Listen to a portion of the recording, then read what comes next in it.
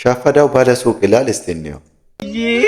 እንዴነሽ የኔ ቆንጆ ባለ ሱቅ ምን ፈልገህ ነው? አረ ዱቤ ያዝ እንደዚህ ብታረደኝ አልሰጥም። ከስንት ኪሳራ ነው ውድቀት በኋላ ነው የተነሳው። እኔ ከስንት ሱቅ አንተ ጋር መጥቼ አንተና መሰሎች ናቸው እኔን ያከሳው። ዘይት ብቻ እኮ ነው ዘይት እንደዚህ እንዲገዛለሁ እንጂ አልሰጥም። አራት ቋጥር በእናትህ ወይኔ ቤትዬ እንዴነሽ የኔ ቆንጆ ሳልበለውምና የሚበላ እንደ ራዲካል እኔን እንዲሆዴም ባርባሪ በለው የኔ ቆንጆ ላንቺ የኔ ጣፋጭ ለኛ ሰጣል ለሷ ትሰጣለህ አንተ ዝበላይ ከፍታት የኔ ቆንጆ ሰሞኑን ቴሌቪዥን ምናምን ያየሽ አላይም ምን ነው የሪሞት ባትሪ ተበላሽቷል።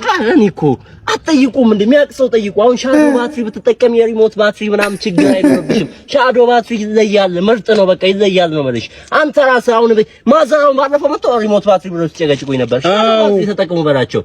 የተለየ ባትሪ ነው፣ ይለያል ሻዶ ባትሪ። በቃ ተጠቀሙ እሱን የኔ ጣፋጭ። በቃ ዱቤ ይመዘገባል። እሺ እኔ ሳታበድሪ እሺ ኧረ ይመቸው። እንደዚህ አይነት ወንዶች አሉ። ያው ለሴቶች ሲሆንና ለወንዶች ሲሆን አንድ የማይሆኑ ወንዶች አሉ። ይመቻቸው። ለማንኛውም ላይክ ማድረግ እንዳትረሱ።